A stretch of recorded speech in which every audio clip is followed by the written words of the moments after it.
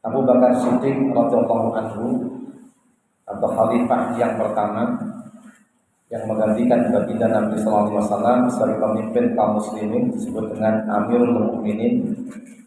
Dalam sebuah asar beliau menyampaikan pesan az-zulumatu khamsun, bahwa kegelapan itu ada 5, was-surju laha khamsun, dan penerangnya itu juga ada 5. Jadi kegelapan itu ada 5 perkara, kemudian penerangnya juga ada 5 perkara. Bapak Ibu yang dimuliakan Allah SWT, yang dimaksud gelap ini apa? Gelap adalah kesesatan. Ketika seseorang tidak mendapatkan petunjuk, berarti ia ada dalam kegelapan daripada petunjuk Allah Subhanahu wa taala. Dia tidak bisa melihat mana benar, tidak bisa melihat mana yang salah.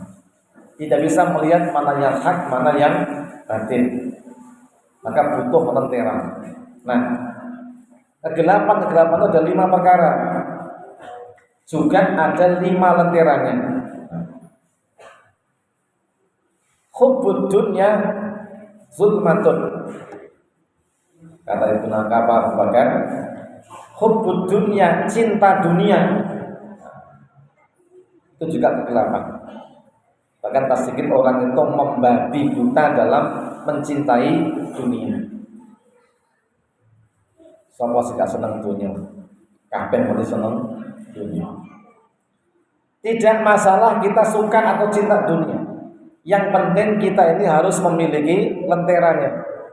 Karena dunia itu gelap, kita butuh namanya penerangnya. Apa penerangnya? Wasirajul laha at-taqwa. Dan penerangnya adalah ketakwaan kepada Allah Subhanahu wa taala. Dunia itu khulwun khatiratun. Dunia ini manis dan hijau. Ketika kita tidak berhati-hati, banyak orang yang tertipu dengan dunia. Wa mal hayatud dunya illa mata'ul ghurur.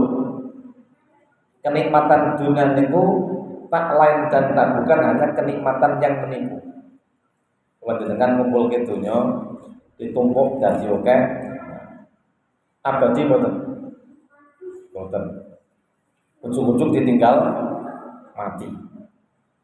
Neng nyeneng ke dunia ini. Senajan to bakal mau ditinggal mati, nah jadi dunia ini nyeneng. Makanya biar kita tidak jadi orang sesat, agar kita bisa menjadikan dunia ini sesuatu yang bermanfaat, maka kita diberi oleh Allah Subhanahu wa taala namanya ajaran ketakwaan, bahwa dunia adalah mazra'atun lil akhirah. Kalau kita bertakwa, kita sadar dunia niku jebule boten panggonan abadi, neng dunia niku merupakan sawah ladang untuk mendapatkan kebaikan yang sejati di akhirat. Dunia nikmate sementara, menipu, melalaikan. Tapi ketika kita bertakwa pada Allah, kita bisa menjadikan dunia bagian daripada yang bermanfaat untuk kebaikan akhirat kita. Maka siapa yang bertakwa kepada Allah Subhanahu wa taala, maka dunia bisa menjadi jalan yang baik untuk memperoleh akhirat. Kalau dunia yang kita lihat ini indah, kemudian kita melihat keindahannya, lalu kita kemudian mensyukuri, kita bisa melihat keindahannya dan mengagungkan penciptanya, maka kita akan dapatkan sesuatu yang baik. Jenengan melihat satu keindahan, mesti takjub. Tapi nek mung takjub tok jenengan boten untuk napa-napa. Selain daripada ketakjuban itu. Tapi ketika jenengan melihat ketakjuban, lalu mengucapkan Masya Allah, maka Allah memberikan panjenengan pahala, dan pahalanya abadi. Ketika keindahannya itu Anda jadikan sebagai sesuatu yang menambah nilai keimanan kula panjenengan sedaya, maka akan melahirkan namanya rasa tunduk dan patuh kepada Allah Subhanahu wa taala. Sehingga kita tidak menjadikan dunia sebagai sesuatu yang melalaikan, tapi dunia membuat kita menjadi orang yang ingat kepada Allah. Kalau dunianya indah, betapa indah yang menciptakan dunia itu. Kalau dunia itu indah dan menyenangkan, betapa menyenangkan bila kita bisa ketemu dengan penciptanya, Rabb-nya, yaitu Allah Subhanahu wa taala. Dan ketika ketakwaan itu raos ajrih dumateng Allah itu kita gunakan untuk memandang dunia, kita akan menggunakan dunia yang kita cintai untuk perkara-perkara yang bermanfaat dan tidak membawa kita kepada perkara-perkara yang merugikan kita. Jadi, terus bila orang memandang dunia itu dengan ketakwaan, maka dia akan mendapatkan kebaikan dunia dan kebaikan akhirat. Allah berfirman di dalam ayat yang ke-14 surat Al-Imran, A'udzu billahi minasyaitonir rajim. Zuyyina lin-nasi hubbus syahawat. Dijadikan indah bagi manusia kesenangan kepada perkara-perkara apa yang diingini disukainya. Semua bagian dunia, napa? Minan nisa siji. Laki-laki seneng wong wadon. Wong wadon ya tidak menolak cintanya laki-laki. Nah, ketika rasa cinta laki perempuan bertaut di sebuah pernikahan yang dibangun untuk membangun rumah tangga yang Allah ajarkan, Allah ridhai, jadilah kemanfaatan. Tapi ketika hanya sebatas syahwati dan seksual semata, jadilah kehancuran. Demikian pula wal banin, anak-anak juga merupakan isinya dunia. Seneng anak silakan, tapi jangan sampai anak nanti membuat kita kena fitnah. Karena apa? Tidak kita didik, tidak kita bina, tidak kita didik dengan akhlak yang baik, akhirnya menjadi anak-anak yang akhlaknya tercela dan mazmumah, sehingga menjadi tanggung jawab yang berat di hadapan Allah bagi orang tuanya. Wal qanatil muqantara, dan perbendaharaan yang banyak, bondo sing akeh. Iku yo nyenengke. Tapi nek kita mboten takwa, kita mboten ngerti ada kewajiban bayar zakat, sedekah dan infak. Tapi nek kita ora gadah ketakwaan, maka bondo sing akeh niku ndadoske sadar bahwa kita ada kewajiban membayar zakat, infak, sedekah. Nah, sing dibayari zakate niku dadi resik bondone, sing ditokne dadi ganjaran abadi. Contoh ngeten. Nek bapak ibu duit 1 miliar, zakatnya kan 2,5%, berarti kan 20 juta. Jenengan bayarkan 25 juta sebagai zakat malnya. Cik susah pinten Pak? 975 juta. Sing menjadi milik jenengan sing akeh iki sing ndi? Sing 975 apa sing 20? Di budi sainem milik jenengan niku nek 1 miliar, jenengan nggih bayar zakat 20 juta, sik turah 975. Milik jenengan sejati yang mana? Yang 25 apa yang 975?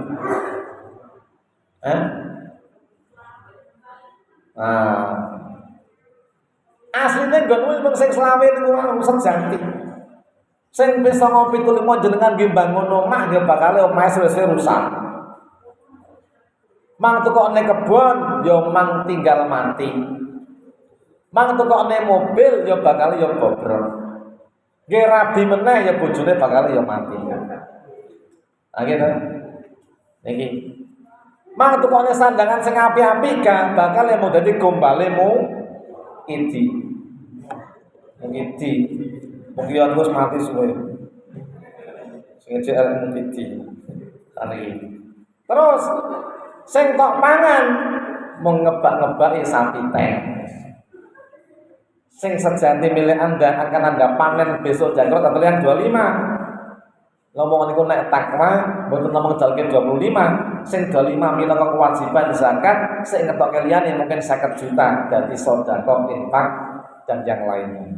Inilah tapi yang berbahagia ketika orang itu seneng dunya neng nganggo ketakwaan, dia tidak kehilangan dari kesenangan dunia, tapi masih dapat kemanfaatan di akhirat berupa yaitu kenikmatan akhirat. Nggih punika surganipun Allah Subhanahu wa taala. Dan seterusnya. Jamaah yang dimuliakan Allah Subhanahu wa taala, lajeng berikutnya wadambu zuluman. Yang kedua, dosa itu juga menjadi kegelapan. Dosa niku marai metengi ati napa madangi ati. Wong nek tumindak dosa niku rasane teng ati niku bangga apa susah, getun apa sedih. Nek bar mendem niku dosa napa? Boten. Dosa. Nah, nek gelem mikir wong tumindak dosa niku ana sedih. Nyesel janjane. Sedih dia. Bahkan dia ketakutan, khawatir akan akibat yang lebih pedih dan menyakitkan dosa sampai neraka. Anipun wong niku nek tumindak dosa niku nek kelingan pendang-pendang tobat dumateng Allah Subhanahu wa taala. Jenengan 5 dina iki bro, 9 dina tarweh niku saya nikmat napa saya rasa-rasen? Jujur. Jenengan tarweh nomor 9 niki dirasa-rasane Mas Santo ya. Dari hari pertama sampai 9 hari ini rasane saya nikmat apa saya males? Jujur. Kalau orang beriman semakin nikmat. Kenapa? Karena dosanya semakin bersih. Ketika dosanya bersih dari dalam hatinya, adanya kenikmatan beribadah. Tapi nek terus macet, mogok, masjid-masjid sudah mulai mogok. Jika iman karo Gusti Allah di malam pertama enggak dipelihara, hari kedua rada males, ketiga tambah males, keempat ranyah. Ki serah mangkat iki wong esan nganti mancing. Malah ganti mancing. Orang numpuh nyanti apa karaokean apa piye carane ra mudeng. Nah, ketika orang itu semakin banyak beribadah, itu semakin bersih dosanya. Maka ketika orang itu betul-betul ibadahnya diterima oleh Allah apa? Maka semakin menikmati manisnya ibadah. Manisnya mendekatkan diri kepada Allah Subhanahu wa taala. Permila sapa sing saya semangat, saya senang, saya tentrem sampai akhir Ramadan. Niku tondo nek kula jenengan dosane di ngapura. Tapi nek arepe masuk 10 kok tambah berat. Wes. Aden ora kosong mungkin. Permila ulama-ulama guru kita mengajarkan 10 pertama aja ngantek pedhot. Kenapa? Karena iki jenenge rahmate Gusti Allah. Hadiah dari Allah kembalinya iman dengan mudah. Ade niku nek Ramadan balik iman niku angel. Kenapa? Kita enggak diberi oleh Allah. Kalau Ramadan diberikan nikmat iman, begitu kita Ramadan tiba kelingan ibadah, kelingan salat, kelingan Gusti Allah. Bahkan kon poso ya ora bantah. Enek mung samikna wa atau. Terus iki jenenge rahmatipun Gusti Allah. Nek jenengan jaga rahmat ini sampai 10 pertama, Anda dapatkan rahmat itu betul-betul. Dapatkan kenikmatan betul-betul, dapatkan kemudahan dan kebahagiaan itu betul-betul. Sehingga jenengan akan memasuki putaran kedua yang kalau jenengan dapatkan dengan sungguh-sungguh, selesaikan dengan baik, jenengan benar-benar akan dapatkan namanya maghfirahnya Allah. Ampunannya Allah. Di 10 kedua. Berarti mulai sesok ya lagi kan 10 besok nih ya. Sesok bengi niku wis mulai hari ke-11. Jenengan wis entuk 10 iki rahmate Gusti Allah. Nggih modal masuk 10 kedua. Nek jenengan lulus 10 kedua, Allah berikan ampunan. Neng wong di ngapura urung karuan tanpa seksa. Pilih di ngapura tanpa seksa apa diseksa sik? Halo. Ya, pilihannya Pak Haris yang top TV. Ngapura tanpa seksa. Nah, pilih dimaafkan tanpa dipenjara, apa dipenjara lagi dipulihkan namanya. Nah, tentu kita nggak mau dipenjara.